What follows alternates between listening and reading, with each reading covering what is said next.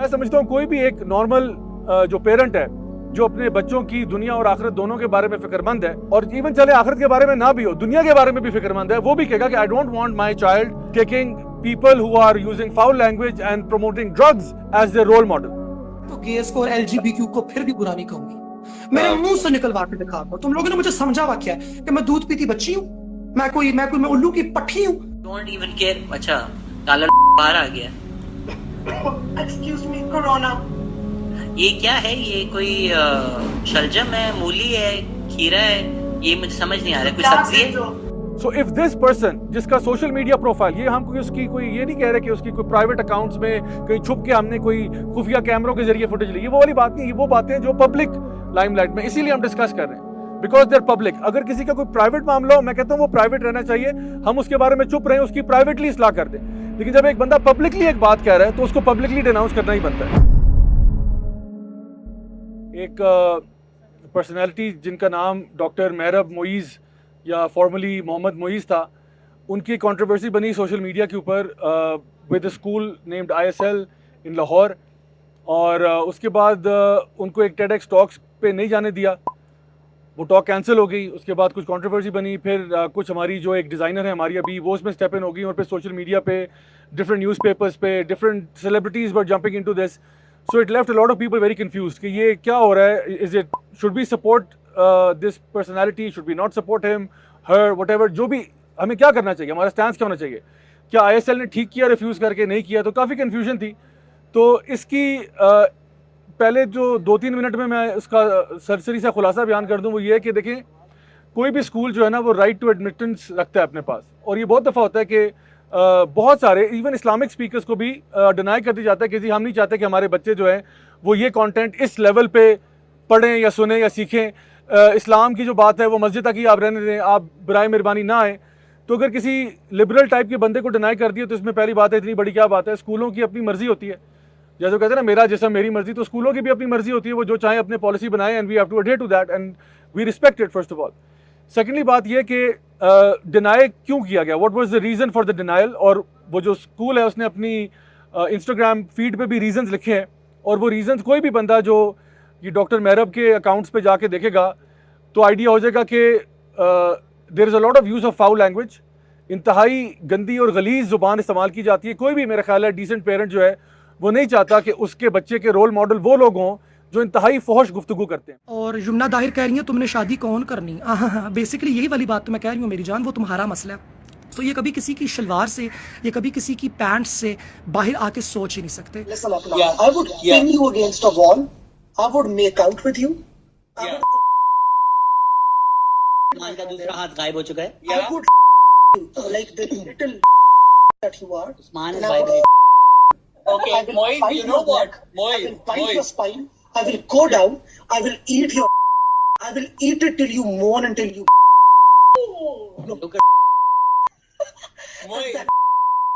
Number 2, कोई भी parent नहीं चाहता कि उसके बच्चे किसी ऐसे शख्स को रोल मॉडल लें जो कि ना सिर्फ ड्रग्स एंड अल्कोहल की बात करता है बल्कि अपने पॉडकास्ट के अंदर, अपने शोज़ के अंदर ओपनली हैश जो है वो स्मोक भी कर रहा होता है। And in certain podcast he even mentioned कि ये जो है, मैं तो इसको एडवोकेट करता हूँ, मैं तो I am an advocate for these things, and मैंने DC में इसको एडवोकेट किया, all of that stuff. So why would a parent, any normal parent, want their children to be exposed to this type of drug and alcohol, glorification? Of churs. I love churs. Yeah, but weed or hash? I consume everything that has marijuana in it. Everything that I'm has a very marijuana. big proponent of legalizing marijuana as well. Yeah, I was part of the DC policy reforms जहाँ पे DC के अंदर later on जो हम लोग pushes कर रहे थे Washington DC के अंदर to legalize cannabis. Of course, it was very difficult, but yeah. No, sure.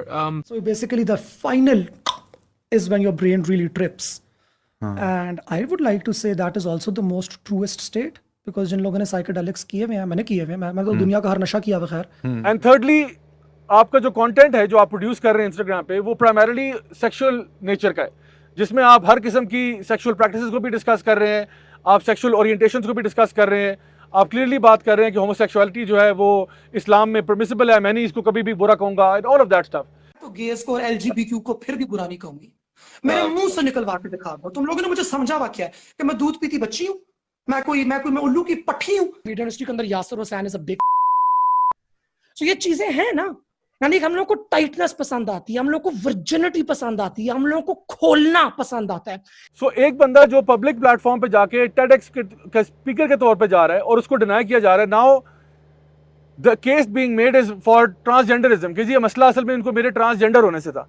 तो चले let's now come to the main topic which is transgenderism. So पहली बात तो मैंने कहा था कि मैं पहले 2 मिनट में केस रिफ्यूट कर दूंगा कि any parent would not want this content for their kids. Leaving that aside, कुछ हमारे ऐसे लोग भी हैं, सेलिब्रिटीज खास तौर पे, कुछ एक्ट्रेसेस हैं जो सपोर्ट में आ रही है कि जी चूंकि वो ट्रांसजेंडर है तो आपको क्या मसला है, आप उसकी राइट्स को क्यों नहीं आने देते। तो आज मेरा मकसद ये था कि मैं आपको इंशाल्लाह एक्सप्लेन करूं कि what is transgenderism, what is transgender, what is LGBTQ, what is all of this stuff. तो इसके बारे में हम जरा एक डिटेल में बात करें इंशाल्लाह, ताकि हमें कम से कम कोई कंफ्यूजन ना हो इसके बारे में। इस मामले को समझने के लिए आपको मूव बैक करना पड़ेगा 1960s और 70s में, जब अमेरिका में सेक्सुअल रेवोल्यूशन का ये टाइम पीरियड कहा जाता है इसको।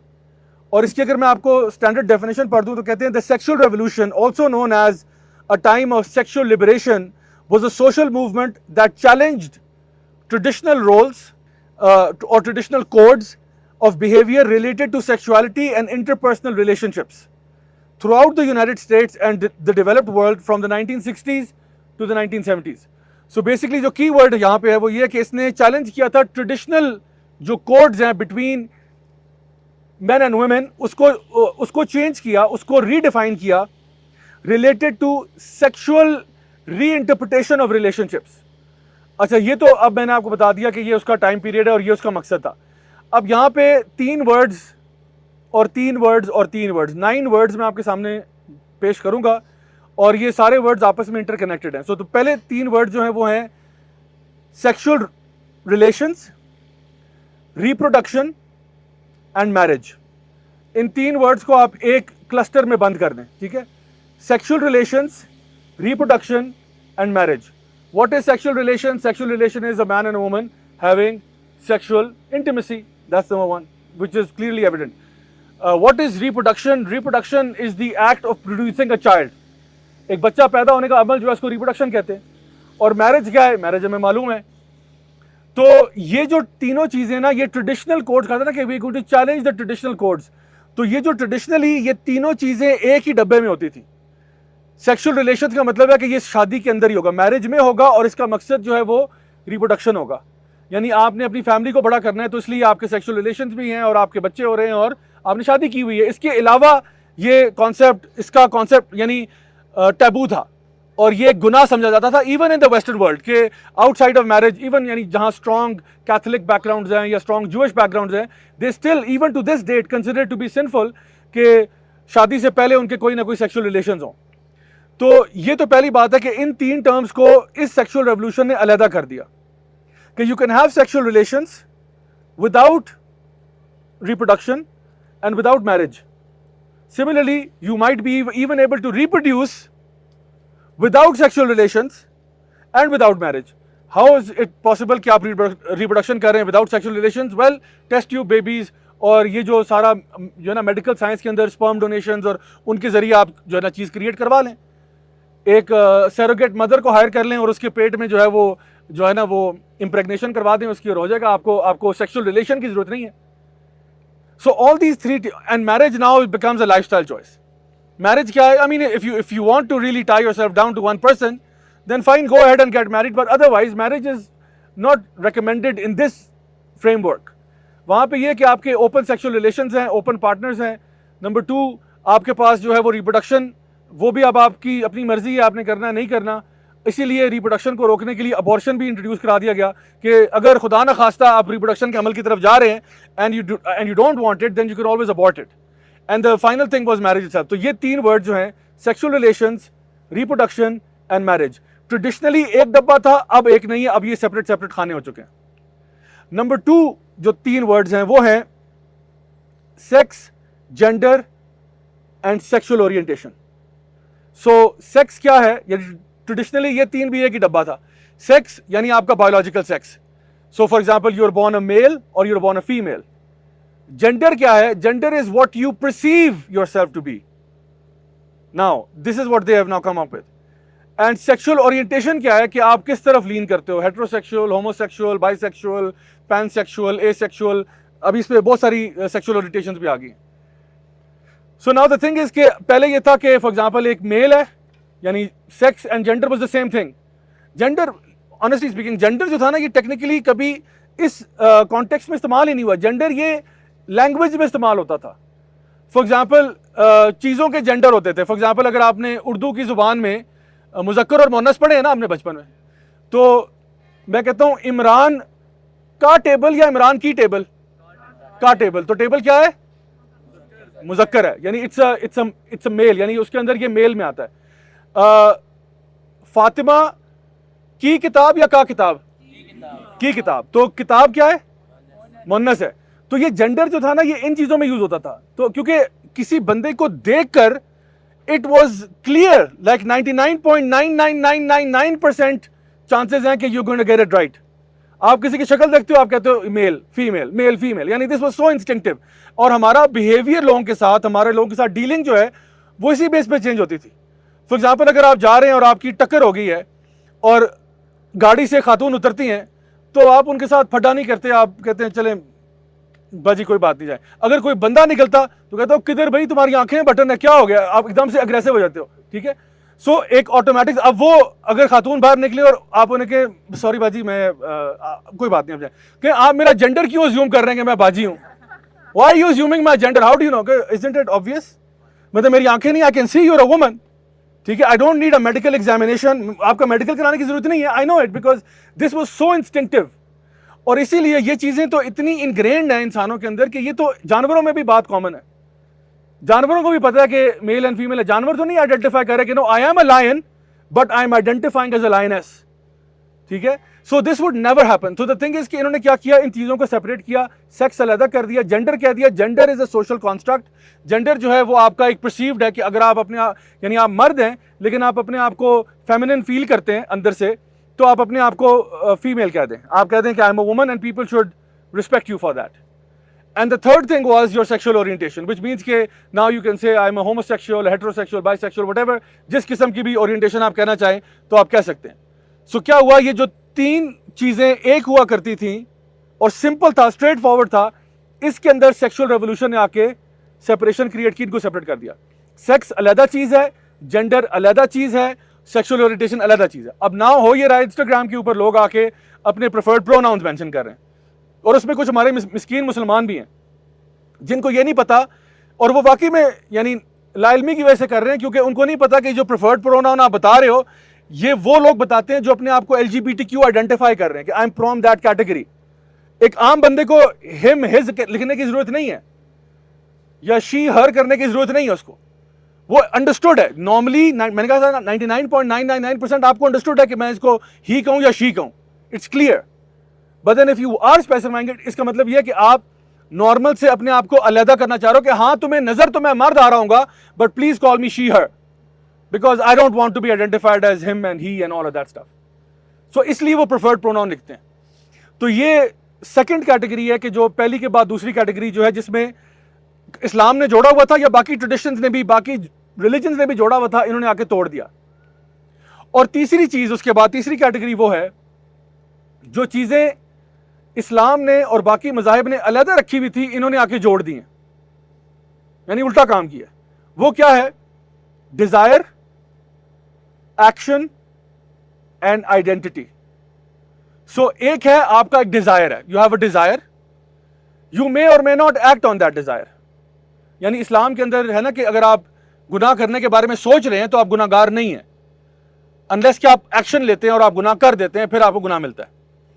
मिसाल के तौर पे मैं अगर ये सोच रहा हूं कि मुझे हमारे जो मीडिया पर्सन है उनका मोबाइल फ़ोन चोरी कर लेना चाहिए, तो मुझे अभी तक गुनाह नहीं मिला क्योंकि मैंने चोरी नहीं की, मैं अभी यहां बैठा सोच ही रहा था कि मुझे उसका फ़ोन चोरी कर लेना चाहिए।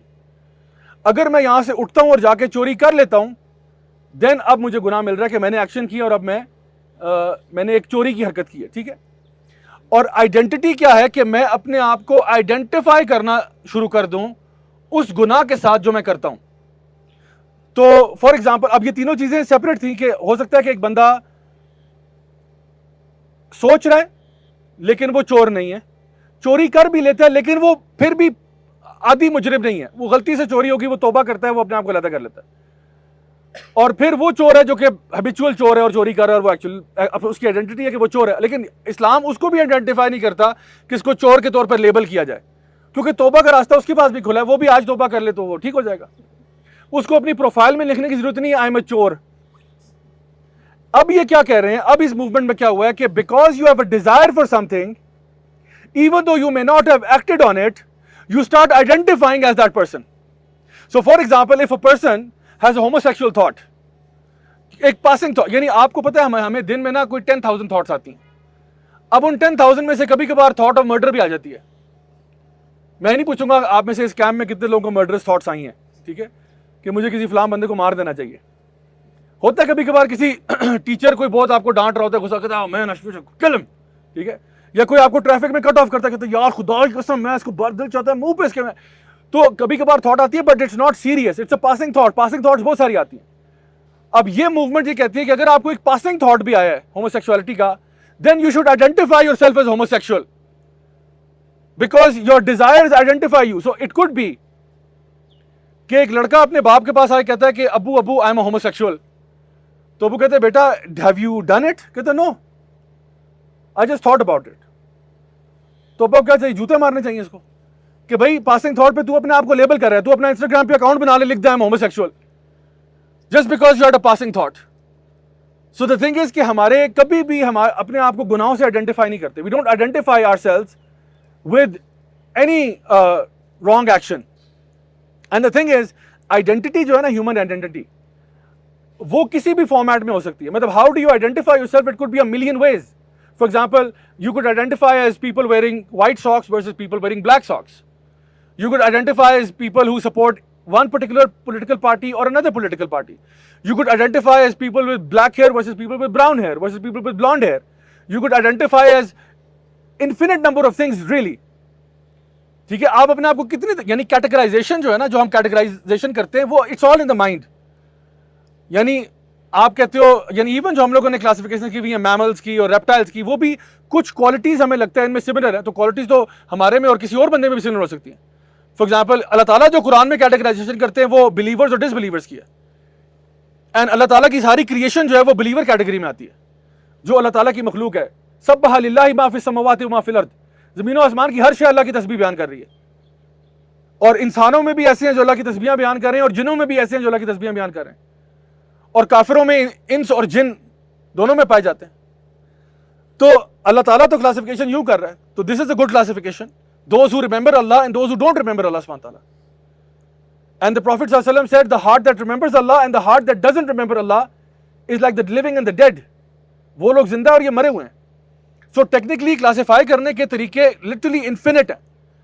सो व्हाई इज इट कि there is such a stress now कि you identify with whatever you prefer in the bedroom? Let's classify mankind based upon what your preference is in the bedroom. कल को आप कोई अल्लाह माफ करे कोई सेक्सुअल एक्ट्स के तौर पे डिफाइन करना शुरू कर देंगे कि those people who prefer this act versus those who prefer that act, I am a this, I am a that, इस तरह आइडेंटिफाई करें लोग अपने आप। Why is that even important? I am asking. यानी क्या ये इंपॉर्टेंट नहीं है कि इंसान सोसाइटी को दे क्या रहा है, इंसान का स्किल सेट क्या है? हाँ, आई am a doctor, I'm an engineer, I'm a writer, I'm an author, I'm a philanthropist, I'm a politician, I'm a so and so। यानी क्या ये बेहतर नहीं था आइडेंटिफिकेशन करने का, बजाय ये कि what I prefer in the bedroom now identifies that। तो पता ही चला कि जो सेक्सुअल रेवोल्यूशन की मूवमेंट थी उसने पहली दफा लोगों को इस बात पर आमादा किया कि आप अपनी सेक्सुअल ओरिएंटेशन को अपनी आइडेंटिटी बना लें। And the problem with this identity is कि people change all the time. People who were once who thought they were homosexual are no longer homosexual. तो फिर उन्होंने कहते हैं okay, now then why don't you identify as bisexual? और why don't you identify as कि I am, मेरी sexuality जो है ना वो fluid है, यानी I might prefer this or that or the other or whatever, ठीक है। सो ये वो चीज़ है कि अल्लाह ताला की क्रिएशन को चेंज करते करते आप यहाँ तक पहुँच गए। तो ये मैंने आपको 3 कैटेगराइजेशन बताई हैं। 2 चीज़ें, 2 कैटेगरीज वो थी जो इस्लाम और बाकी मज़ाहिब ने और ट्रेडिशनल सोसाइटीज़ में जुड़ी हुई थी, सेक्सुअल रेवोल्यूशन ने उनको आके तोड़ा, और आखिर में एक वो चीज थी जो अलहदा थी जिसको आके जोड़ दिया कि your desires define who you are, your desires define who you are. अब आते हैं इस्लामिक पोजीशन के ऊपर। एक क्लेम ये जो डॉक्टर मेहरब की तरफ से था कि जी एक वीडियो में था इनका कि Islam doesn't prohibit homosexuality, I am paraphrasing, कि Islam doesn't prohibit homosexuality because in order for Islam to prohibit homosexuality, Islam needs to define a gender binary. तो इतना स्मार्ट बनने की जरूरत नहीं है, क्योंकि अल्लाह सुब्हानहू व तआला कुरान मजीद में बार बार डिफाइन कर चुके हैं कि हमने मेल और फीमेल पैदा किए हैं, मेल और फीमेल पैदा किए हैं। या अय्युहन्नासुत्तकू रब्बकुमुल्लज़ी खलक़कुम मिन नफ्सिन वाहिदा व खलक़ मिनहा ज़ौजहा व बस्स मिनहुमा रिजालन कसीरन व निसाअ। अल्लाह ताला कह रहे हैं कि हमने तुम्हें नफ्स वाहिदा से पैदा किया, आदम अलैहिस्सलाम से, और उससे उसकी ज़ौजा को पैदा किया, मेल और फीमेल, और इनमें से रिजाल मर्दों को और औरतों को पैदा करके दुनिया में फैला दिया। और अल्लाह सुब्हानहू व तआला फरमाते हैं वलैसा ज़कर कल उनसा, the male is not like the female. Allah सुब्हानहू व तआला इज डिफाइनिंग दैट कि मेल डिफरेंट है, फीमेल डिफरेंट है।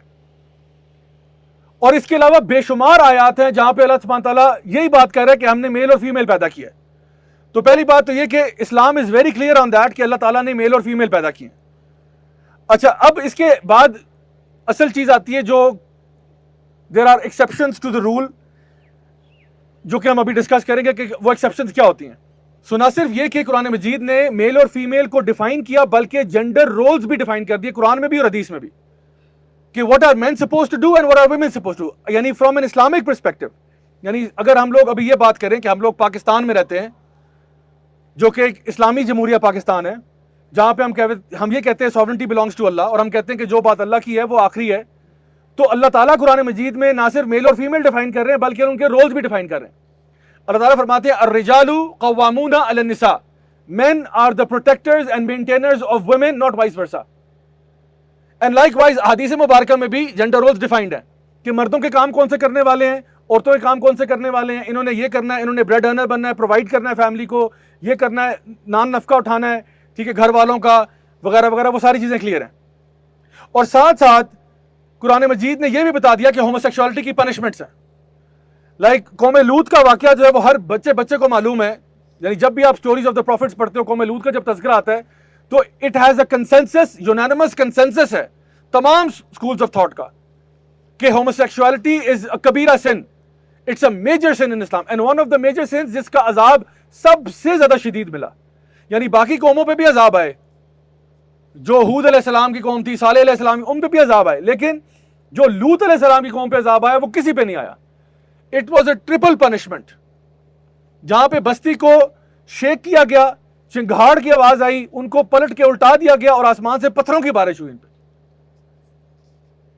This is how abhorrent the whole act of homosexuality is in the sight of Allah subhanahu wa ta'ala, the one who created me and you. इसी तरह से नबी करीम सल्लल्लाहु अलैहि वसल्लम की हदीस से आपने फरमाया कि अल्लाह की लानत हो on those who are committing homosexual acts, बल्कि ना सिर्फ उन पे लानत की है, उन पे, यानी नबी करीम सल्लल्लाहु अलैहि वसल्लम रहमत के लिए भेजे गए, वमा अरसलनाका इल्ला रहमतल लिल आलमीन, तमाम जहानों की रहमत के लिए भेजे गए। और वो एक तो होमोसेक्सुअलिटी के ऊपर और होमोसेक्सुअल्स पे लानत हुई है, नंबर 2 उन पे भी लानत की है जो क्रॉस ड्रेस करते हैं, men who dress like women and women who dress like men।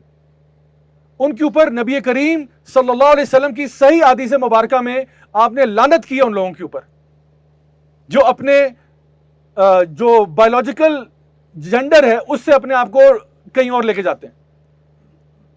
इसके साथ साथ कुरान मजीद में वो तमाम आयात जहां पे शैतान का जिक्र होता है कि शैतान अल्लाह ताला की खलकत को चेंज करने के पीछे पड़ा हुआ है, कि he wants to change the creation of Allah सुब्हानहू व तआला, एंड ही प्रॉमिस्ड अल्लाह सुब्हानहू व तआला कि मैं इन्हें गुमराह करूंगा, मैं इनके आगे पीछे दाएं बाएं से आऊंगा, वला तजिदु अक्सरहुम शाकिरीन, और ये तेरे नाशुक्र निकलेंगे। तो खलकत किसी की जेंडर सर्जरी और वो करना तो दूर की बात है, टैटूज बनाना भी हराम है कि आप अपनी स्किन को अल्टर कर दें परमानेंटली, इवन दैट इज हराम इन इस्लाम। तो लेट अलोन कि आप अपने पूरे के पूरे जेनिटल्स को रिमूव करवा दें। मुशरिकीन मक्का में अरब खवातीन का रवाज था, वो अपने दांतों को शेप करती थी, यानी दांतों को ब्रेसेस लगवाना या दांतों को कोई सर्जरी करवाना because of a problem, that's okay and everybody agrees to that.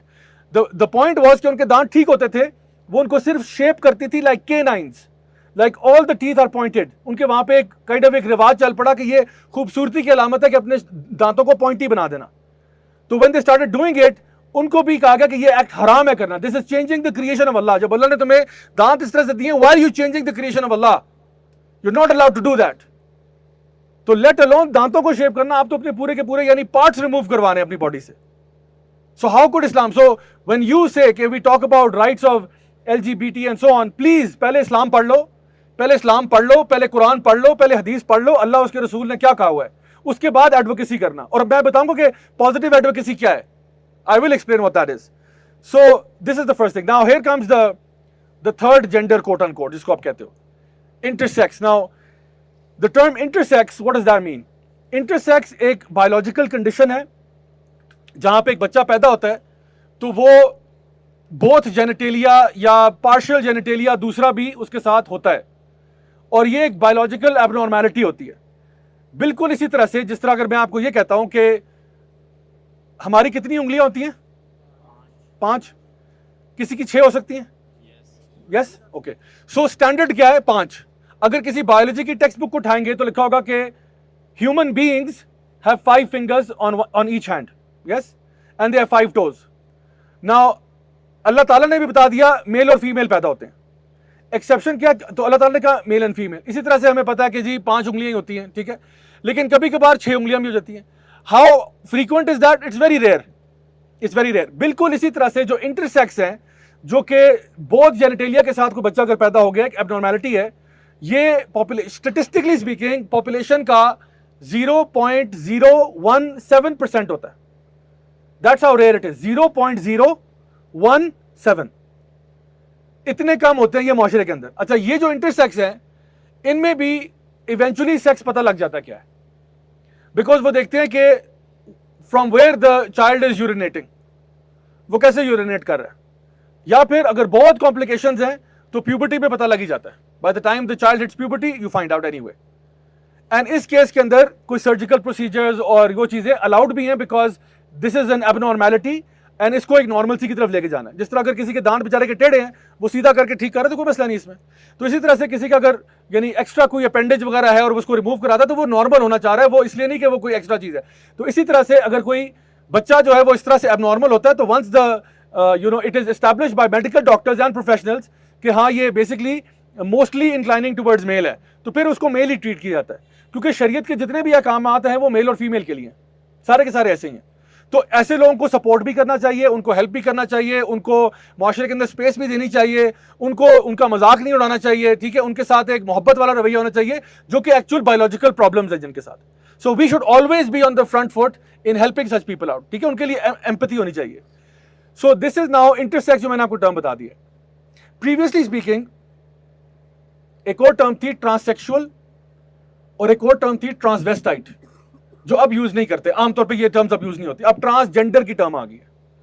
So before I define transgender, let's look eight transsexual. Transsexual ये था कि एक ऐसा मर्द या औरत जिसने अपनी सेक्स रीअसाइनमेंट सर्जरी करवाई है, यानी उसने बाकायदा तौर पर अपनी, या तो अगर मर्द है उसने अपनी कैस्ट्रेशन करवाई है, जेनिटेलिया अपने रिमूव करवाए हैं मोस्ट प्रॉब्ली, ठीक है, मे बी इम्प्लांट्स करवाए हैं, ठीक है, चेस्ट के ऊपर, तो ये कहेंगे कि ये ट्रांसवेस्टाइट है, सॉरी ट्रांससेक्सुअल है. और एक औरत जो है जो कि अपने चेस्ट को रिमूव करवाती है, ठीक है, और वो भी कोई सर्जिकल प्रोसीजर्स करवाती है, तो उसके जरिए कहा गया कि ये जो है ये ट्रांससेक्सुअल है, कि इसकी सेक्सुअल एक सेक्स सर्जरी हुई है इसकी. तो या तो ये टर्म थी जो कि मैंने बताया ये अलाउड नहीं है क्योंकि लोग बगैर वजह के भी करवा रहे थे. और सेकेंडली ट्रांसवेस्टाइट वो है जो क्रॉस ड्रेसर्स होते हैं, जिनको आजकल ड्रैग क्वींस कहते हैं, जो बेसिकली होते वो मर्द ही हैं लेकिन वो औरतों की तरह कपड़े पहन के अच्छा महसूस करते हैं, दे जस्ट क्रॉस ड्रेस. तो ये था कि जी ये ट्रांसवेस्टाइट है. अब ये हो गया, टर्म आ गया ट्रांसजेंडर. ट्रांसजेंडर क्या है? बेसिकली द टर्म सेज कि if you feel a certain gender then you are that particular gender. Just because you feel, and like for example एक बच्चा है वो बायोलॉजिकल मेल है थ्रू एंड थ्रू, क्योंकि biological male होना सिर्फ आपके जेनिटल्स पे डिपेंडेंट नहीं है, आपकी डीएनए पे भी डिपेंडेंट है, आपके एक्स क्रोमोसोम से या XY क्रोमोसोम से. That's how hard wired it is. और मेल और फीमेल के जो डिफरेंसेस हैं वो हंड्रेड्स ऑफ थाउजेंड्स में है, मेल्स एंड फीमेल के, यानी starting from the pitch of voice to muscle mass, bone density, hormones, testosterone levels, all of these things add to it. तो इसलिए male and female is not the same. Yes we are from the same species, लेकिन हमारे अंदर फर्क है और clear advantages and disadvantages दोनों sides पे. कई काम ऐसे हैं जो औरतें कर सकती हैं, हम नहीं कर सकते. कई काम मर्द कर सकते हैं, औरतें नहीं कर सकती, उनके लिए बहुत चैलेंजिंग हो जाएगा. और कुछ काम वो करती हैं जो हमारे लिए बहुत चैलेंजिंग है. तो अल्लाह ताला ने दोनों को एक खास तरीके से पैदा किया और इसी में खूबसूरती है. मर्दों की खूबसूरती मर्द होने में और औरतों की खूबसूरती औरत होने में. मर्दों की खूबसूरती औरत होने में नहीं है और औरत की खूबसूरती मर्दाना होने में भी नहीं है. सो अल्लाह ताला ने इन दोनों को इस तरह क्रिएट किया. लेकिन ट्रांसजेंडरिज्म जो टर्म है वो ये कहती है कि if you feel like you are a certain gender then you should be that particular gender and people should respect that for you and you should be treated as that. हक बात तो ये है कि मैं एक मर्द हूं, ठीक है. हक बात तो ये है कि मैं एक मर्द हूं, बायोलॉजिकल मेल हूं. लेकिन अगर मैं अभी आपके सामने ये कहूं कि जी मैं आइडेंटिफाई करता हूं as a female and this is quote on quote, वो कहते हैं this is your truth, this is my truth, कि I am a female, all of you should play along with me. अच्छा, बहुत सारे मजहब हैं, बहुत सारे मजहब की डिफरेंट बिलीफ्स हैं, ठीक है. वो फॉर एग्जांपल हिंदूज की अपनी बिलीफ्स हैं, क्रिश्चियंस की अपनी है, जूस की अपनी है, मुसलमानों की अपनी है, कोई और सेटनिस्ट है उनकी अपनी बिलीफ्स हैं. हर बंदा अपने अपने जगह पे खेल रहा है, ठीक है. हम ये, लेकिन उसमें और इसमें क्या फ़र्क है? उसमें और इसमें फ़र्क ये कि जितने भी मज़ाहिब हैं डिफरेंट हैं, चाहे वो जितने भी कोई क्रेजी किस्म के उनके ख्यालात हों, वो हमारे ऊपर थोपते नहीं हैं कि क्योंकि हम एक लेट्स से XYZ खुदा को मानते हैं, तुम सारे उसको मानो. And if you don't believe him I will be very hurt because you are not accepting my truth. Nobody says that. But here they are expecting everybody to conform to your quote on quote truth. कि मैं जो अपनी हकीकत, यानी तुम सारे के सारे मेरे साथ पागल बन जाओ, यानी तुम लोग भी अपनी आंखों को बिलीव ना करो. आपको एक मर्द नजर आ रहा है, दाढ़ी नजर आ रही है, ठीक है, हाइट और बिल्ड नजर आ रही है, आवाज नजर आ रही है, और आपको कि नहीं आप औरत ही हैं, and you accept it and don't say anything otherwise I will be deeply offended and hurt. The point of the matter is science doesn't care about your feelings. Science होती है, बायोलॉजी होती है. It speaks whatever it speaks, ठीक है. आपका DNA बता रहा है, आपकी जेनेटिक्स बता रही हैं, आपकी बोन डेंसिटी बता रही है, आपका मसल मास बता रहा है, आपके जेनिटल्स, सारी चीजें एक तरफ पॉइंट कर रही हैं, आपका कद काट है, सारी चीजें. और इसके बावजूद अगर एक बंदा जो है वो एक और ओपिनियन लेता है और वो ये एक्सपेक्ट करता है कि सारे मेरे साथ प्ले अलॉन्ग करें, then this is other than the truth. So ये सबसे बड़ा मसला जो ट्रांसजेंडर मूवमेंट के साथ है. एक और इशू जो इसमें समझ आता है वो ये है कि इसके नेगेटिव कॉन्सिक्वेंसेस क्या हैं. Negative consequences of the trans movement are that now America में तो ये चीज़ें और यूरोप में बहुत कॉमन हो रही है, हमारी तरफ ये आहिस्ता आहिस्ता आ रहा है विद पीपल लाइक जो मैंने नाम लिया है, डॉक्टर मेहरब मोइज, इस तरह के लोगों के साथ ये चीज़ें आहिस्ता से यहाँ पे इंपोर्ट करने की कोशिश की जा रही है. अमेरिका में क्या प्रॉब्लम चल रहे हैं? बाथरूम्स का मसला चल रहा है कि मर्द biological males are now going into female washrooms where they are taking showers. आपको पता है वहां तो हया वगैरह वैसे कुछ नहीं है, तो वो तो जॉइंट शावर्स होते हैं, मर्द हैं या औरतें सारे ऐसे ही, वो कहते हैं ना खुला खाओ और नंगे ना हो, तो यही काम चल रहा होता है. तो वहां पे अगर कोई मर्द घुस जाए तो कहते हैं ठीक है, अब वो अगर वो आइडेंटिफाई करे, and there are women now who are complaining कि वी आर अपसेट बिकॉज हमारी प्राइवेसी इन्वेड हो रही है, यानी क्योंकि वो नेकेड है, हमारे शावर में घुस आया है, we can see this person is a male, लेकिन कह रहे no no I identify as a female, don't worry about it. So ये एक प्रॉब्लम जो है वहां पे उनको फेस करना पड़ा है. और आपको पता है कि इस तरह के केसेस भी है जहां पे एक लड़का जो अपने आप को ट्रांसजेंडर आइडेंटिफाई कर रहा था एक हाई स्कूल के अंदर, वो एक लड़कियों के बाथरूम में जाके उसने एक बच्ची जो है उसको जाके रेप कर दिया उसने, and he was identifying as a transgender female although he was a male. और उसके बारे में बहुत केस बना और वो उसको स्कूल ने बहुत हश हश करने की कोशिश की कि नहीं नहीं ये तो ये हो गया वो हो गया. तो अब ऐसे केसेस सामने आ रहे हैं. So there are negative consequences, we haven't really thought it through. लगता तो ये है कि हमने सोचा नहीं इसके बारे में. दूसरी बात ये ट्रांसजेंडर्स इन स्पोर्ट्स, ये भी एक बहुत एपिक मसला बना हुआ है इस वक्त, क्योंकि बहुत सारे मर्द जो हैं वो औरत के तौर पे आइडेंटिफाई करके स्पोर्ट्स में पार्टिसिपेट कर रहे हैं और सारे मेडल्स जीत रहे हैं. सो नाउ हो ये रहा है कि फेमिनिस्ट मूवमेंट और ट्रांसजेंडर मूवमेंट का आपस में टकराव हो रहा है. पहली दफा, पहले तो ये आपस में सारे बहन भाई होके जिंदा रह रहे थे, लेकिन अब प्रॉब्लम ये आ रहा है कि वुमेन्स स्पोर्ट्स में वुमेन्स को ओब्लिटरेट किया जा रहा है, ठीक है. So there is a transgender person जो कि male transition to a female, Lia Thomas के नाम से, उसने स्विमिंग के रिकॉर्ड तोड़ दिए जाके, और औरतों को और मेंस कंपटीशन में when he used to participate वो कोई नंबर 500 एंड समथिंग पे आ रहा था. और जब वुमेन में आया, पार्टिसिपेट किया, he beat the leading female by about 38 seconds. 38 seconds जो है ना, वो एक अरसा दराज होता है स्विमिंग में। स्विमिंग में होता है यानी आप 38 सेकंड में लिटरली 1-2 लैप से आ रहे हो आप। यानी वैसे होता था 1 सेकंड, 1.5 सेकंड, 2 सेकंड चलो मैक्सिमम हो गया जी, इतने क्लोज होते थे कॉम्पिटिशन। लेकिन ये क्या हो रहा है, वो फिनिश करके आराम से चिल कर रहे हैं और बाकी खवातीन भी स्विमिंग हो रही है।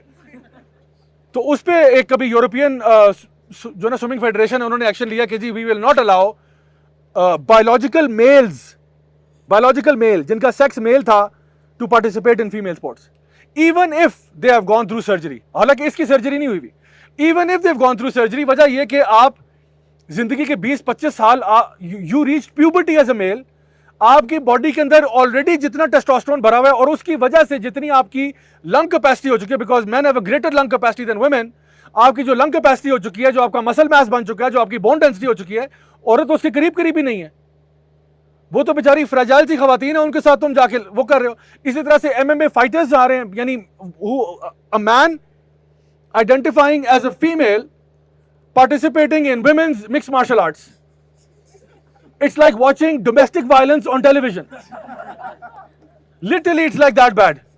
कि कोई मर्द जो है ना औरत को तफे छिक रहा है और सारे खुश हो रहे हैं कि oh very good, are you crazy, have you lost your mind. अगर ये चीज वैसे नॉर्मली बताया जाए कि जी आज एक मर्द ने एक औरत पर तशद्दुद किया, पूरा कौम जो है वलवला यानी शोर हो जाता है। लेकिन now it's mixed martial arts, मर्द औरत को पीट रहा है and everybody is having a good time कि दिस इज गुड। ओके यार, अब उसकी फीलिंग्स हर्ट ना हो जाए, उसकी फीलिंग्स हर्ट ना हो जाए, लड़की की बॉडी का बेड़ा गर्क करके रख दे वो, लेकिन फीलिंग्स उसकी हर्ट नहीं होनी चाहिए। So this is now the craziness and there are many other sports जहां पे ये हो रहा है। हर literally every record is being broken in women's sports by men. So talk about women's rights. आप तो वुमेन को ओब्लिटरेट कर रहे हो, सफाई हस्ती से मिटा रहे हो। और अल्हम्दुलिल्लाह देयर आर मेनी माशाल्लाह Sen women even in the US जो अब अपनी आवाज उठा रही हैं और वो कह रही है we will not have this nonsense any more. जिसका जी चाहता है आके करता है। एक तो बल्कि रैपर है, जूबी आई थिंक नाम है उनका, इंग्लैंड में। ही यानी he like works out, he is quite buff. वो एक वुमेन्स वेट लिफ्टिंग कॉम्पिटिशन में गए, डेड लिफ्ट का कॉम्पिटिशन था, वहां गए और वैसे ही just walked in and he is a big guy. तो he said sorry not allowed. उसने कहा no wait, I identify as a woman. Oh okay. वो अंदर गया, उसने जाके डेड लिफ्ट वर्ल्ड रिकॉर्ड तोड़ दिया औरतों का एंड बाहर आ कहता है इससे ज्यादा तो मैं जिम में लगा लेता हूं। And currently he is holding the deadlift record. और वो जब बाहर आया उसने कहा now identify as a man, because according to the LGBTQ movement there is something called being gender fluid, which means के you can be gender fluid. आप अपना जेंडर जो है जब चाहें बदल लें। आप अभी आप सुबह के टाइम आप मर्द हैं, शाम को आप औरत हो जाए, सुबह फिर मर्द बन जाए आप। तो आप बिल्कुल जिस तरह बच्चे निक्कर बदलते हैं, आप अपना जेंडर बदलते रहें, सुबह शाम जेंडर बदलें आप, कभी कुछ कभी कुछ। एक औरत जो है वो अपने आप को मेल आइडेंटिफाई करे, विरासत में हिस्सा ले ले, उसके बाद के now I am a woman. तो there are many things that can actually go wrong in this situation. So यहाँ पे क्या होता है, और हमारे लिए पाकिस्तान में ये ट्रांसजेंडरिज्म जो है, दिस टाइप ऑफ मेंटालिटी के people should be identified as whatever they say they are, this opens the door to homosexuality. क्योंकि होमोसेक्सुअलिटी पाकिस्तानी लॉ में तो मना है, इम्परमिसिबल है, हराम है। लेकिन अगर एक बंदा अपने आप को आइडेंटिफाई वुमन कर रहा है तो technically it was a male female relationship. यानी if there is a man, he now identifies as a woman, कोई सर्जरी कुछ नहीं हुआ, he just identifies as a woman, has relationship with a man, तो technically it's a man with a woman. तो शरिया के अंदर यानी हमारे कानून के अंदर टेक्निकली ये मर्द और औरत का रिश्ता था। मसला ये how do you define a woman, ये सवाल आता है ना फिर कि औरत आप किसको जो ना किसको बोलते हो। तो हमारे यहाँ पे उन्होंने, और फिर लॉ ऑफ इनहेरिटेंस मैं जिक्र कर चुका हूँ। सो अब मैं आपको बताऊं कि जिस तरह ये ट्रांसजेंडर इन्होंने एक टर्म क्रिएट की, there are many other terms that can also be utilized and given equal space just like the transgender. For example trans race के I identify, although I'm a Pakistani, I identify as a Saudi, which means कि now I am eligible to become Imam Kaaba, क्योंकि इमाम काबा होने के लिए Saudi national होना जरूरी है। या अगर मुझे किसी किंगडम पे आना है, किंगशिप पे आना है, तो मुझे मैं अपने आप को आइडेंटिफाई कर लूँ। या जिस तरह वो अमेरिका के अंदर हिस्पैनिक्स और अफ्रीकन अमेरिकन और उनकी बात करते हैं, तो अगर एक हिस्पैनिक कहता है कि आई एम एक्चुअली, मुझे आप बाहर निकालने की बात ना करो, मुझे इलीगल इमिग्रेंट ना कहें क्योंकि I identify as Italian American, तो उसकी रिस्पेक्ट की जाए इस बात पे। Trans race would seem more plausible in fact, क्योंकि कहीं ना कहीं आपके वो लिंक तो बनता ही होगा उनके साथ, कहीं ना कहीं से तो मतलब कोई ना कोई कनेक्शन निकल ही आता होगा। इसी तरह से एक और चीज़ है जिसको कहते हैं ट्रांस एज,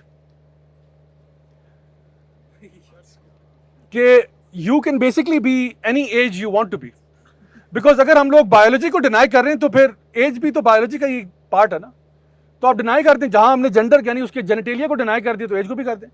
और आपको पता है there is an actual group out there जो अपने आप को ट्रांस एज कहते हैं, and these are a bunch of pedophiles actually, जो basically he might be like a 50-year-old man, वो कहता है, और उसका एक रिलेशनशिप है एक 13 साल के बच्चे के साथ, तो कहते हैं I identify as a 11-year-old girl, I am transgender and trans age, तो यू कैन जज me because inside I feel like an 11-year-old girl.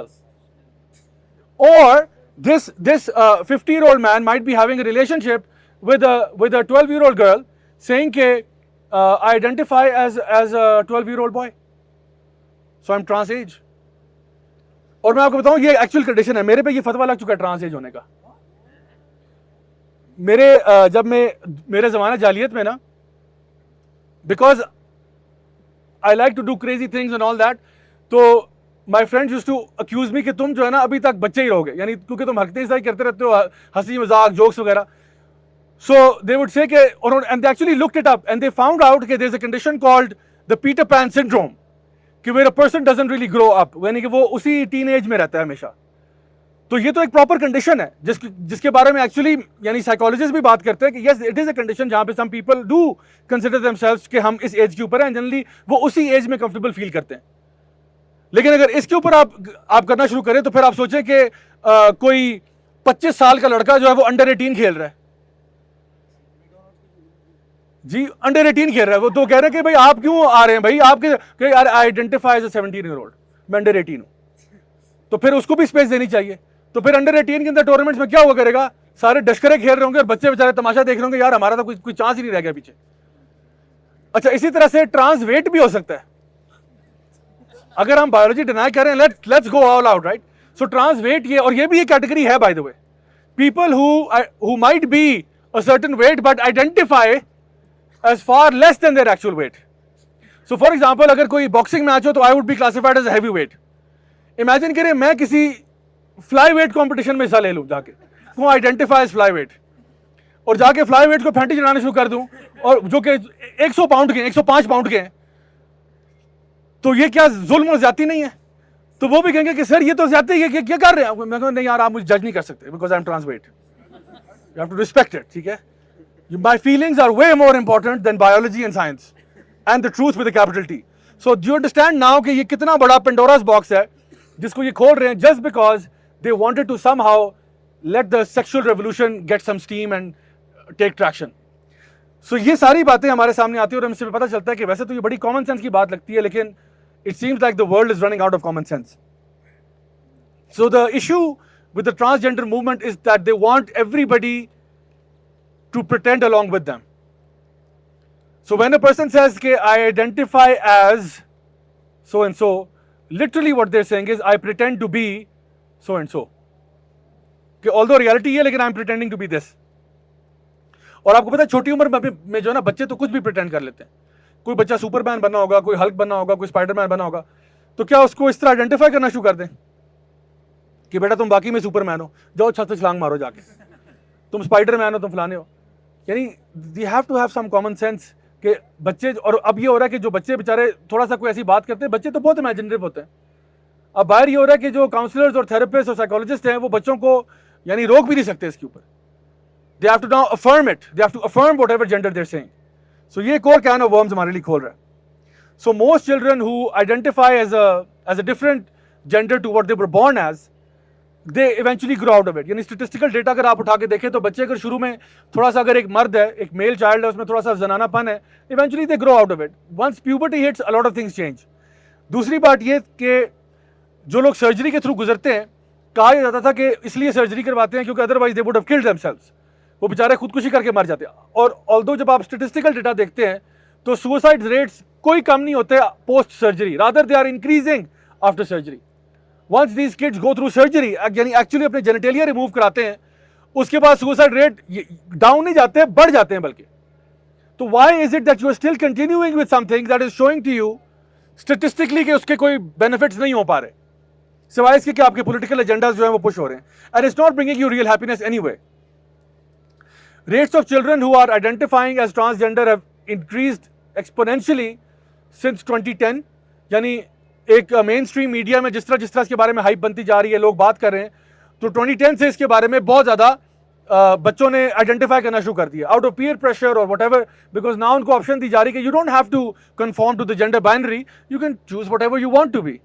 I mean imagine how attractive that looks to a child कि you can be whatever you want to be, Superman, Spiderman, Batman. और अभी genders जो है ना वो bye the वे सिर्फ mail और female के अलावा इन्फिनिट नंबर हो सकते हैं।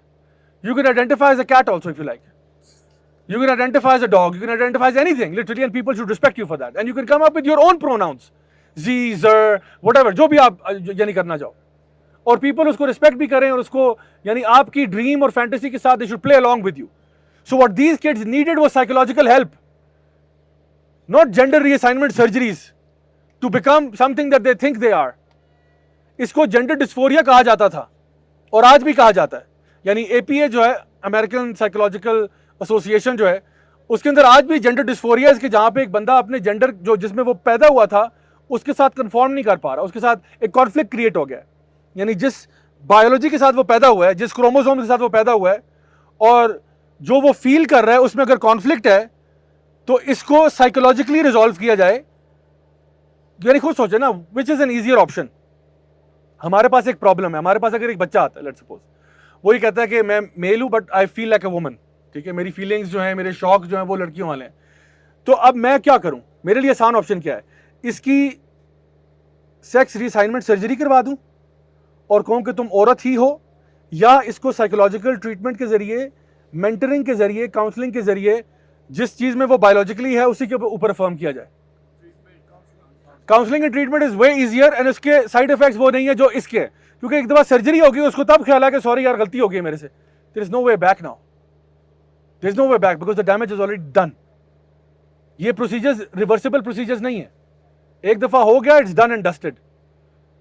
और इंटरेस्टिंग बात यह भी है कि आपने सिर्फ उसके जेनिटल्स अगर चेंज कर दिए, उनको कोई फॉर्म दे दी है जो कि सिर्फ सुपरफिशियल है, by the way this is not going all the way in, आपकी पूरी एनाटॉमी नहीं चेंज कर दी उन्होंने, सिर्फ सुपरफिशियली उन्होंने कोई प्रोसीजर्स किए हैं, ओनली सुपरफिशियल। उन्होंने आपका डीएनए चेंज नहीं किया, उन्होंने आपका मसल मास चेंज नहीं किया, उन्होंने आपकी बोन डेंसिटी चेंज नहीं की, उन्होंने आपके हार्मोनल लेवल्स शायद टीके शीके लगा के कुछ किया, लेकिन जो ऑलरेडी जिन हार्मोन्स पे आप ग्रो अप हुए हैं उससे जो आपकी डेवलपमेंट हुई है वो रिवर्स नहीं हो जाएगी उससे। So it's not gonna work anyway even if you go with that process. लेकिन इसको अब मेन स्ट्रीम किया जा रहा है। Most of these people who are identifying as the other gender, इसमें ज्यादातर अक्सरियत जो है वो फीमेल्स की है, यानी teenage girls specially at risk हैं, क्योंकि उनके अंदर ये पीयर प्रेशर के साथ कन्फॉर्म करना ज़्यादा कॉमन है। ख़ास तौर पे हमने देखा था कि जब ये लड़कियों में एनोरेक्सिया फैलना शुरू हुआ, सेल्फ हार्म शुरू हुई, तो वो पीयर प्रेशर की बेस पे ये चीज़ें बहुत ज़्यादा आगे बढ़ी कि लड़कियां जो हैं वो सर्टन ग्रुप्स में अगर एक लड़की आइडेंटिफाई करती है कि I am too fat, I am overweight, हालांकि वो ठीक होगी, मतलब अपने वेट के हिसाब से ठीक होगी, लेकिन उसको समाओ एक अगेन फोबिया सा क्रिएट हो गया कि नहीं मैं जो ना बहुत ज़्यादा मुझे जो ना प्रॉब्लम्स हैं, तो बाकी लड़कियां जो उसके साथ हैं पीयर ग्रुप में वो भी इस तरह आइडेंटिफाई करना शुरू कर रही हैं। एंड लाइकवाइज अगर एक सेल्फ हार्म कर रही है और उसको डिप्रेशन हो रहा है तो वो भी काइंड ऑफ पास ऑन कर रहा है एक दूसरे में। बिल्कुल इसी तरह से ये ट्रांसजेंडरिज्म जो है ये टीनेज गर्ल्स में बहुत ज़्यादा लाइकली है कि उनमें ये चीज़ फैले, और फैल रहा भी है जिस तरह के स्टेटिस्टिक्स बताते हैं। सो now the statement they often use, इसके एक कॉमन स्टेटमेंट कहते हैं कि ट्रांस वुमेन आर वुमेन। एक स्टेटमेंट बोलते हैं ट्रांस वुमेन यानी वो मर्द जो कि औरत कह रहा है अपने आप को, एंड ट्रांस वुमन होने के लिए सर्जरी रिक्वायरमेंट नहीं है by the way. You could be a completely 100% biological male and you could say I am a trans woman and people should respect you. इसके लिए कोई इंजेक्शन और टीकों की भी जरूरत नहीं है, बस आप आइडेंटिफाई कर दें, दैट्स इट। सो वो कहते हैं trans women are women, this is a statement say, Now this statement itself is kind of incomplete, क्योंकि आप trans women are women. Why are you saying that? यानी अगर वो women है तो फिर just leave it at that. Leave it at that. You know, everybody should be able to know what a woman is and what is not. But अब जब ये कहते हो कि trans woman is a woman, then this begs the question, what is a woman? Because आप trans women को identify कर रहे हो as a woman, then what is a woman जो trans women है? It's like the statement कि अगर मैं ये कहता हूँ आपसे for example कि hot dogs are dogs.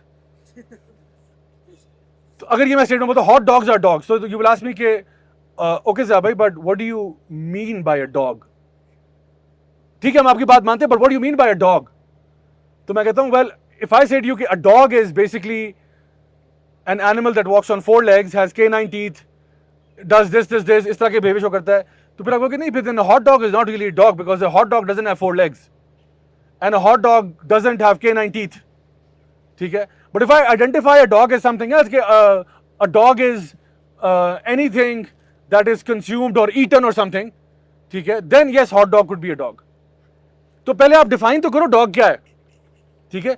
इसी तरह से मैं अगर आपको कहता हूं कि toy guns are guns, toy guns are guns, okay, let's look at that statement. What do you mean by guns?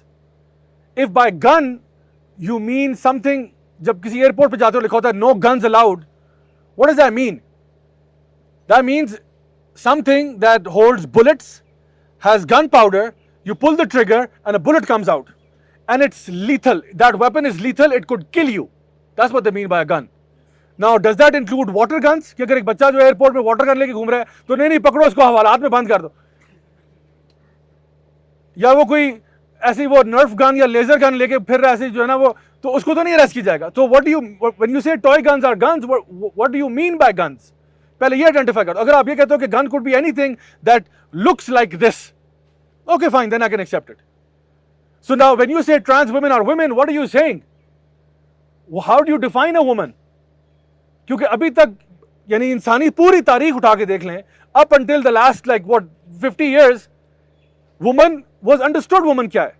Woman was a biological female that has the ability to give birth, ठीक है, has the ability to reproduce in that perspective. So जब ये यानी अब उनको वो कहते हैं women को अब कहते हैं birthing person कहना शुरू कर दिया उन्होंने. Birthing person या उससे भी worse definition, menstruating people. These are the terms now used for women. यानी औरत का जो मकाम था उसको आपने बस यहां डाल के रख दिया. So now this has become even more problematic कि जहां पे अब आपने यही, और आपको पता है कि अमेरिका में इस वक्त यानी they're having a very hard time different, आप उस पर देखो कि वो औरत को डिफाइन नहीं करते, औरत की बात बहुत करते हैं लेकिन औरत को डिफाइन उनसे आप किसी से पूछ लें तो उनको मौत आना शुरू हो जाती है कि what are they saying, how can we define a woman because there are so many men quote unquote males who are identifying as women. So हम इसको अब किस जुमरे में लेके आए? अब कोई बंदा भी जो ऊपर से सुर्खी पाउडर लगा के अपने आप को औरत कहते हैं उसको औरत मान लिया जाए, उसको औरत ट्रीट भी किया जाए, उसको वुमेन स्पोर्ट्स में भी कॉम्पिटिशन में हिस्सा लेने दिया जाए. So this is now becoming something that is a huge problem. So medical community जो है it is very quick to affirm gender now, यानी हो ये रहा है कि जो साइकोलॉजिस्ट हैं उनको पूरी एक कैंपेन चल रही है जहां पे उनको इस तरह से ट्रीट किया जा रहा है कि आप लोग, बच्चा जैसे ही आगे कहता है कि आई feel like a woman, you just affirm it, बजाय उसको सवाल पूछना, काउंसलिंग करना, नहीं, स्ट्रेट अवे जो वो कह रहा है उसकी बात मानो और उसको आप अफर्म करो कि जो वो जेंडर कह रहा है वो वही है, एज अपोज टू जो पहले होता था रिपेरेटिव थेरेपी या हार्मोनल थेरेपी या किसी और किस्म की चीज़ें. रिपेरेटिव थेरेपी में कुछ नेगेटिव चीज़ें भी थी, उनको माइनस करके यानी शॉक ट्रीटमेंट एंड वो हम उसको एडवोकेट नहीं करते. लेकिन जहाँ काउंसलिंग और मेंटरिंग की बात है वो तो होनी चाहिए डेफिनेटली कि काउंसलिंग करें, मेंटरिंग करें, शायद हार्मोन जो है ना ट्रीटमेंट भी देनी पड़ जाए उसको, और उसके ज़रिए उसको एक अच्छे अंदाज में वापस उसी अलाइनमेंट पर लेके आया जाए जिस पे वो पैदा हुआ था. दूसरी चीज़ ये कि यही जो मेडिकल प्रैक्टिशनर्स हैं, कोई बच्चा भी जो आइडेंटिफाई करता है एज ट्रांस, एक काम जो वो फौरन से करते हैं वो करते हैं उसको प्यूबर्टी ब्लॉकर्स पे लगा देते हैं. एंड प्यूबर्टी ब्लॉकर्स बेसिकली एक लूप्रॉन के नाम से एक ड्रग है which is actually used for chemical castration of criminals. Rapist वगैरह जो होते हैं ना जिनको केमिकली कैस्ट्रेट किया जाता है उनको लूप्रॉन दिया जाता है. ये बच्चों को लूप्रॉन देते हैं कि उनकी प्यूबर्टी को रोकने के लिए. तो वही कहते हैं कि okay so sweetie if you are feeling like a girl right now, so like there is a boy who is 7 and वो आइडेंटिफाई कर रहा है कि you know I feel like a woman at times, तो कहते हैं okay so if you feeling like a woman why don't you wait it out, यानी instead of, मैंने आपसे कहा था कि a lot of kids they grow out of it at puberty, puberty आती है तो अक्सरियत के मसाइल हल हो जाते हैं, लेकिन वो कहते हैं let's delay the process of puberty. आपको प्यूबर्टी ब्लॉकर्स देते हैं, केमिकल कैस्ट्रेशन वाले ड्रग्स देते हैं ताकि आप 17, 18, 19, 20 साल की उम्र में प्यूबर्टी होगी आपको। और इसका नुकसान क्या होगा कि puberty is essential for your growth, for your development. आपके मसल उस तरह ग्रो नहीं होंगे, आपकी बोन्स उस तरह ग्रो नहीं होंगी।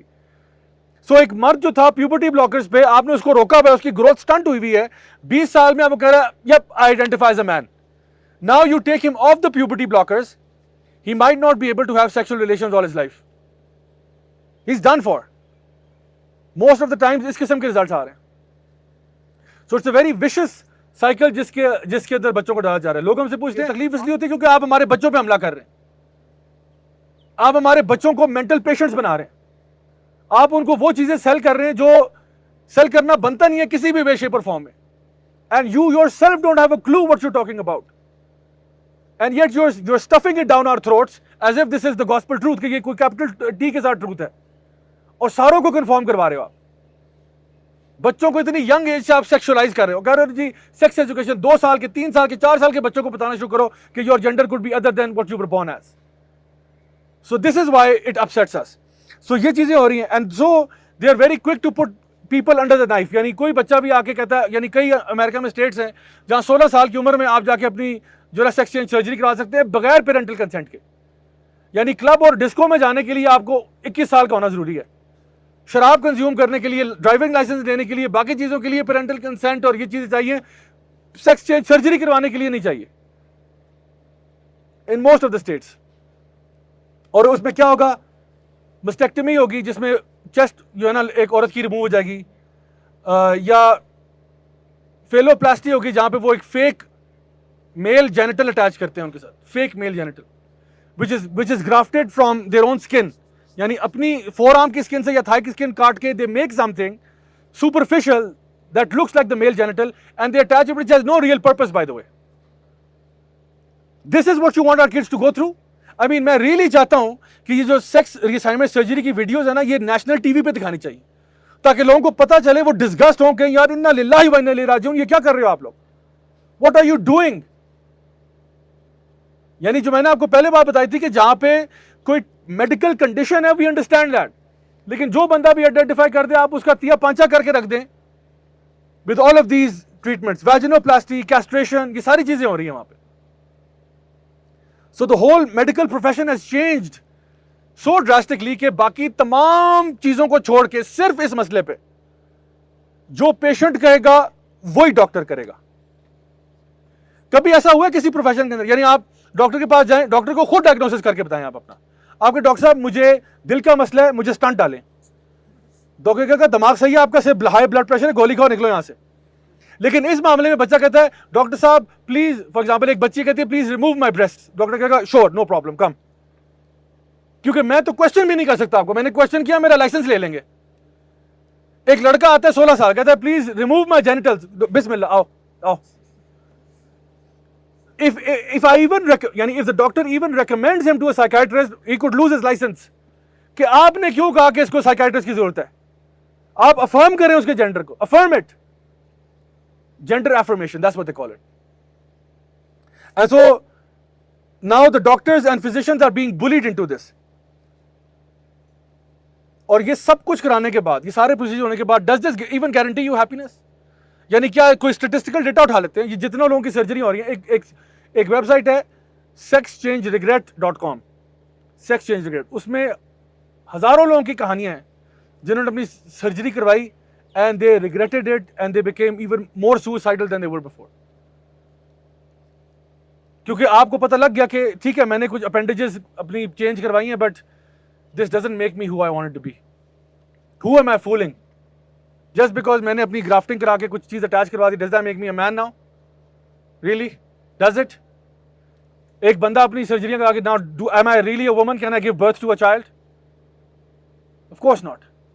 सो this is now the problem that they face कि इवन आफ्टर दीज थिंग्स वो स्टिल बेचारे और जो है ना बदतर हो जाते हैं। अब तो स्कूलों में भी पुश किया जा रहा है, स्कूलों में बाहर पढ़ाया जा रहा है बाकायदा तौर के ऊपर के जो ना मल्टीपल जेंडर्स होते हैं, कोर्स करिकुलम के अंदर चीज़ें आ चुकी हैं। बहुत सारे स्कूल बोर्ड्स हैं जो किताबें शाया कर रहे हैं, how can you make your curriculum more LGBTQ inclusive, net के ऊपर अगर आप देखें, डिज्नी को आप जो है ना उठा के देख लें, नेटफ्लिक्स को देख लें, they creating content in bulk loads promoting the same type of behaviour. Disney के अंदर बहुत सारे कैरेक्टर्स, अभी जो रिसेंटली बज लाइटईयर उन्होंने बनाया, द आउल हाउस का एक शो उनका चलता है जिसमें main central characters homosexual. Jurassic park का इनका एक आजकल चल रहा है कार्टून, उसमें भी उन्होंने दिखाया कि एक लेस्बियन कपल है, बच्ची हैं, 2 लेस्बियंस हैं। सुपरमैन को उन्होंने होमोसेक्सुअल कर दिया, और अभी जो है वो स्पाइडरमैन को भी करने लगे हैं। मार्वल जो है वो सोच रहा है कि स्पाइडरमैन को भी गेग बना देते हैं। So all of these things are happening and it's not a problem any more for them, because वो चाहते हैं कि हमारे बच्चे ये कंटेंट पढ़ें, सीखें और सुने, और अपने हीरोज को, रोल मॉडल्स को देखें कि they are also transitioning into other genders and so on. हमारे पाकिस्तान के अंदर एक ट्रांसजेंडर पर्सन एक्ट पास हुआ था 2018 में, और उसमें जो ट्रांसजेंडर पर्सन की डेफिनेशन थी वो वही थी कि जी एनीवन हु आइडेंटिफाइज एज, यानी पहले लिखा कि जी वो लोग जो इंटरसेक्स हैं, we agree to that, no problem, we say okay. कोई बंदा जो किसी एक्सीडेंटल तौर पे कैस्ट्रेट हो गया हो, हादसाती तौर पे कैस्ट्रेट हो गया हो, या कोई मसला हो गया हो, उसका लिख दिया, इस पे चलो डिबेट हो सकती है। और तीसरा था anyone who identifies, and this is where the problem lies, कि ये जो है ये इस्लाम के बिल्कुल खिलाफ बात है। कोई भी बंदा आइडेंटिफाई करता है, ये एग्जैक्टली वही है। और वो जो है ना यूएस एम्बेसी की तरफ से और यूएन की तरफ से इनको शाबाशियां मिल रही है कि इतनी जल्दी तो हमने नहीं माना था जितना आप लोग जल्दी मान गए।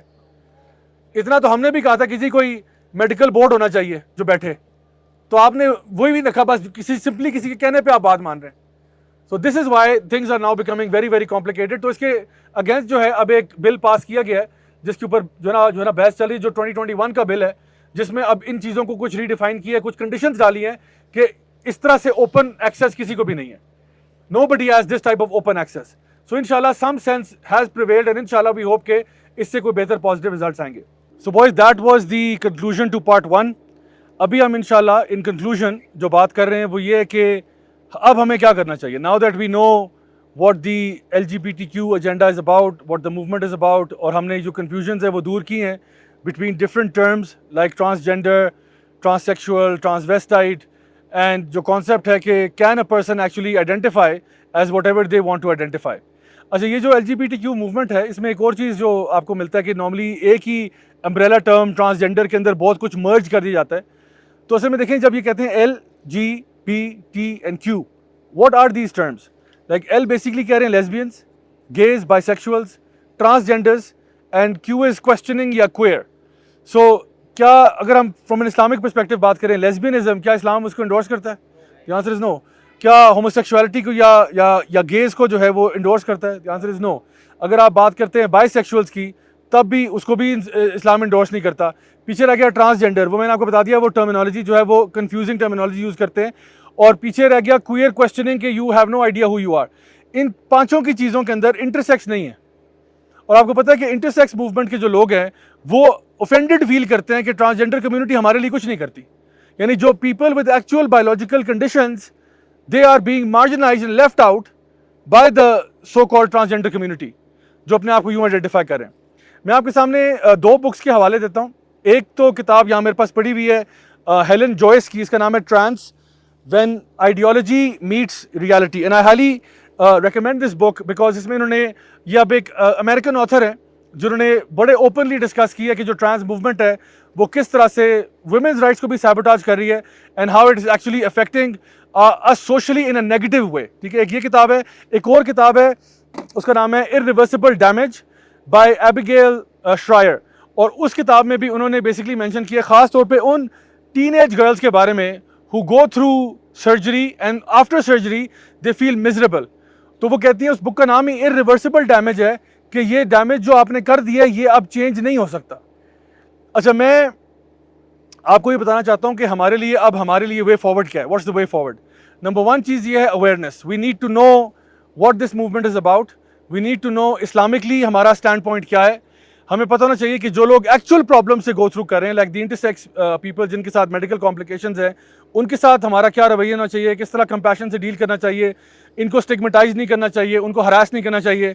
मैं आपको अपने फैमिली का एक वाक़या बताता हूँ।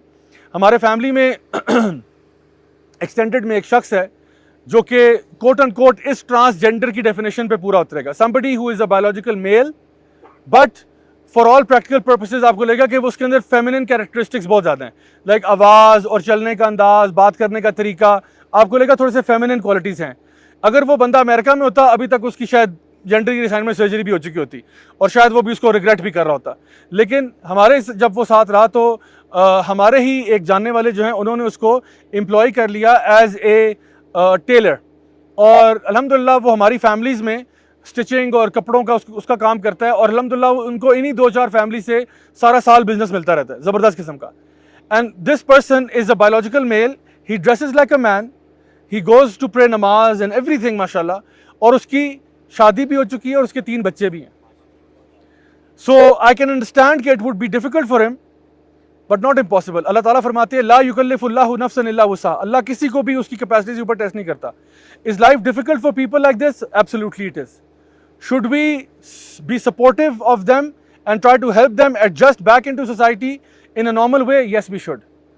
क्या उनको भगाना चाहिए? क्या उनसे डरना चाहिए? और ये जो टर्म्स यूज करते हैं ना कि हम कोई भी बात करें, आप लोग ट्रांसफोबिक हैं, आप होमोफोबिक हैं, seriously these are not even phobias. अगर आप इसको किसी साइकोलॉजिकल मैनुअल में पढ़ेंगे, homophobia is not real phobia, यानी द फियर ऑफ होमोसेक्सुअल्स। और हमारे में कोई कहते हैं ना, हम कोई बात करें इस टॉपिक पे, आप होमोफोबिक हैं, do you think I am afraid of homosexuals? Do you think I am afraid of people who are transgender? I am not afraid, ठीक है। रादर हमारे पास लोग ऐसे आते हैं काउंसलिंग करने के लिए, हेल्प लेने के लिए, we help them, we empathize with them, we guide them.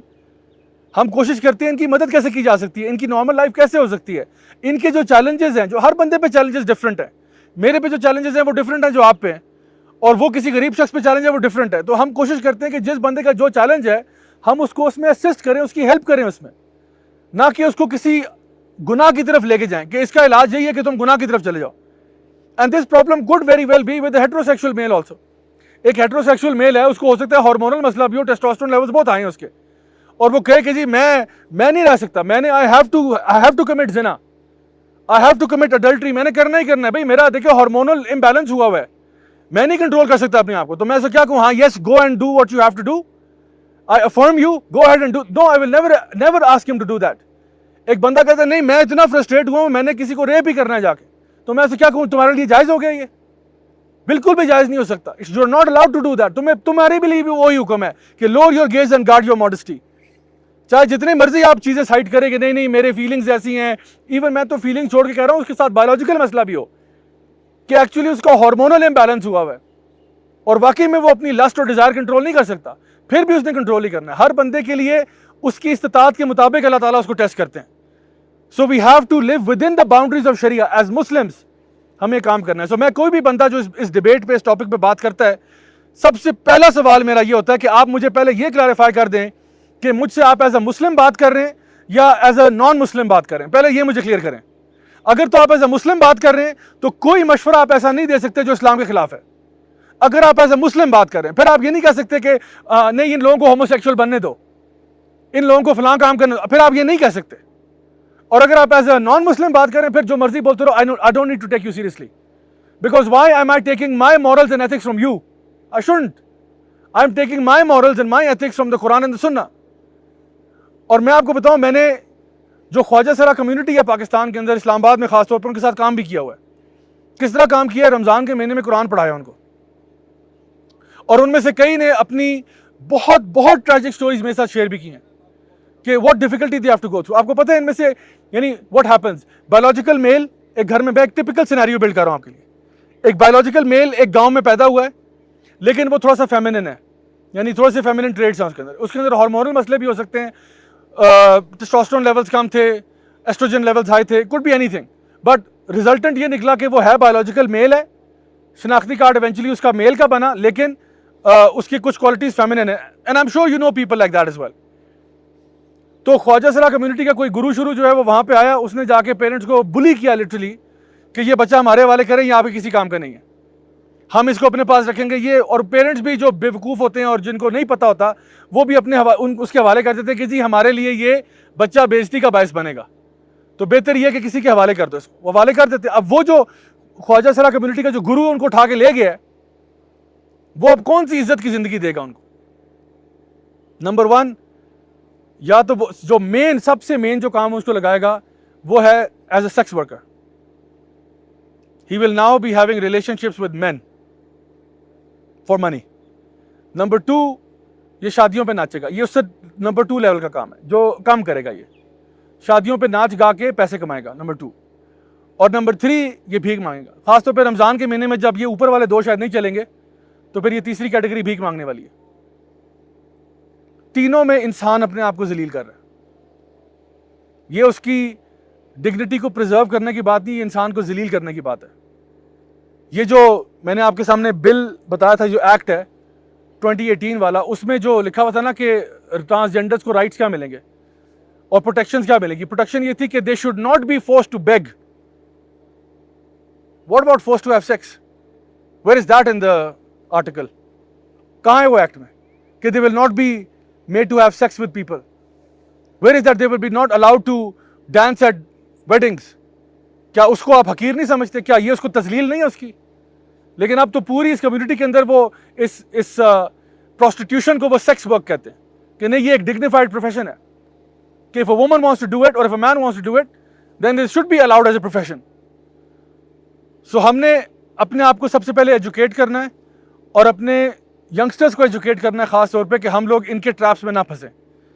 Boys have to learn to be boys and girls have to learn to be girls. एक पूरी कैंपेन चल रही है कि बॉयज को अफेमिनेट बनाया जाए, उनको रोल मॉडल्स भी ऐसे दिए जाएं जो बहुत फेमिनिन किस्म के हैं। ड्रेसिंग में ऐसे हालात आ गए हैं कि जी वो कपड़े ऐसे हैं जो यूनिसेक्स हैं, इट गोज फॉर एवरीबॉडी। तो हमने इस चीज़ को चेंज करना है, एंड जिसको ये लोग टॉक्सिक मैस्कुलिनिटी कहते हैं, यानी masculinity which is in a positive sense, यानी मर्द जो है वो मर्दों वाले काम करे, getting involve in rough and tough environments, sports खेलना, गेम्स खेलना, अपने अंदर रिस्पॉन्सिबिलिटी महसूस करना, अपने घर वालों का ख्याल करना। यानी ऐसा ना हो कि हमारे ऐसे मर्द हों जो बिल्कुल, यानी मर्द का शेल तो है लेकिन इन साइड से they don't have that fire, that passion to be a man. मर्द होने का मतलब ये नहीं है कि आप लोगों के ऊपर बदमाशियां करें, ये मर्दानगी नहीं है, बल्कि ये मर्दानगी का ऑपोजिट है। मर्दानी का मतलब होता है to standing up for truth and justice and and protecting the weak of society. This is what it means to be a man. So we have to make our boys into real man and we have to encourage our girls कि आपकी खूबसूरती आपके feminine होने में है। Hollywood में एक पूरी कैंपेन चल रही है जहां पे सारी जो फीमेल लीड्स हैं उनको मर्द बनाया जा रहा है। यानी what are they doing? They trying to come up with female heroes.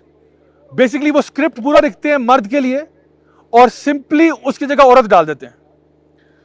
So for example जो script, for example wonder woman होगा या वट एवर XYZ जो भी कैरेक्टर्स हैं, वो कैरेक्टर लिखा उन्होंने मर्द के लिए होगा कि एक मर्द है ना, जिस तरह फॉर एग्जाम्पल किसी बैटलफील्ड में जा रहा है और धमाके हो रहे हैं और he feels no remorse, no regret, stone cold killer. And then क्योंकि मर्दों के अंदर ये टेंडेंसी होती है कि वो अपने इमोशंस को कट ऑफ कर सकते हैं, वो उस कैरेक्टर को निकाल के कहेंगे let's make that a woman, और वो वुमन की नेचर के खिलाफ है। इसीलिए इनकी मूवीज इतनी फ्लॉप हो रही हैं। ये ऑन अ साइड नोट कि औरतें कहती है we don't identify this woman, who is this, we don't identify this woman. ये औरत कहां होती है कि एक लड़की जिस तरह भी एक इन्होंने मूवी बनाने लगे थे बैट गर्ल के नाम से, bat girl, they spent over about $100 million on it and before it's release it flopped. Release होने से पहले स्क्रीनिंग में उन्होंने कहा लेके नहीं जाते इसको, इतनी फ्लॉप थी। क्योंकि उन्होंने क्या किया, क्योंकि बैटमैन की यूनिवर्स में सुपर पावर्स नहीं होती। बैटमैन की यूनिवर्स में it's not like Superman is flying in the air. Batman is a normal man who knows martial arts and he has gadgets and he has got a lot of money. ठीक है, तो Batgirl में क्या होना था, it was going to be a normal girl and आप movie में ये दिखाने लगे थे कि एक नॉर्मल गर्ल जो है वो 50 बंदे को कुट दिया उसने। तो nobody would buy it, nobody would buy it कि ठीक है बहुत भी फैंटास्टिक हो जाए लेकिन this is a bit crazy, it would seem very unrealistic। तो it flopped big time because अब एक नैरेटिव टो कर रहे हैं। पहले एक जमाने में फीमेल कैरेक्टर्स तब भी स्ट्रांग आती थी लेकिन उनके पीछे स्ट्रेंथ के उनके इमोशंस होते थे, उनकी फीलिंग्स होती थी, वो फीलिंग्स उनके स्ट्रेंथ के कैरेक्टर को डेवलप करती थी। अब उन्होंने क्या किया, औरत के इमोशंस को बिल्कुल निकाल दिया, as if having emotions is a bad thing। No, having emotions is what makes women beautiful। That's what makes them women। हम उनको अप्रिशिएट इसलिए करते हैं कि यानी जितना प्यार माँ दे सकती है वो बाप नहीं दे सकता, इसीलिए माँ के पाँव के नीचे जन्नत है, बाप के पाँव के नीचे तो चप्पल ही है। इसीलिए माँ का मकाम जो है ना वो 3 गुना कहा कि माँ deserves your respect and love and time more, your माँ डिजर्व्स इट मोर, योर माँ deserves it more. Why? Because they have something that men can never have। So why are you trying to remove those beautiful characteristics from women? So this is what our fight is up against। कि हमारे जो general roles हैं उनको maintain किया जाए। सो इंशाल्लाह मेरी दुआ है कि अल्लाह ताला हमें इस चैलेंज को सही तरीके से फेस करने की तौफीक अता फरमाए। अल्लाह ताला हमारी नस्लों की हिफाजत फरमाए, हमें ये तौफीक दे कि हम बाकायदा तौर पर ख़ुद भी अच्छे तरीके से मर्द बन सकें और लोगों के अंदर भी ये अच्छी वैल्यूज़ इंस्टिल कर सकें और इस्लाम की तालीमात पे हम कभी कॉम्प्रोमाइज़ ना करें, हमेशा दीन के ऊपर चलने वाले बने। गलतियां हर इंसान से होती हैं, लेकिन कभी गलती हो वापस दीन की तरफ लौट के आएँ। अल्लाह ताला से दुआ कि अल्लाह ताला हमारी तमाम गलतियां को ताइयों गुनाहों को माफ़ फरमाए। अल्लाह ताला हम सब से हमारे तमाम नेक अमाल कबूल फरमाए। यकीनन हमारे नेक अमाल जो है वो बहुत टूटे फूटे हैं, इसलिए अल्लाह ताला से दुआ है कि अल्लाह ताला हमें अपनी शान के मुताबिक अजर अता फरमाए। अल्लाह हम सब से राज़ी हो, हमें दुनिया और आखिरत दोनों की खैर नसीब फरमाए। रब्बना तक़ब्बल मिन्ना इन्नका अंतस समीउल अलीम व तुब अलैना इन्नका अंतत तव्वाबुर रहीम व सल्लल्लाहु तआला अला खैरि खल्क़िही मुहम्मदिन व अला आलिहि व सहबिही अजमाइन बिरहमतिका या अरहमर राहिमीन। जज़ाकुमुल्लाहु खैरन। वस्सलामु अलैकुम व रहमतुल्लाहि व बरकातुहू।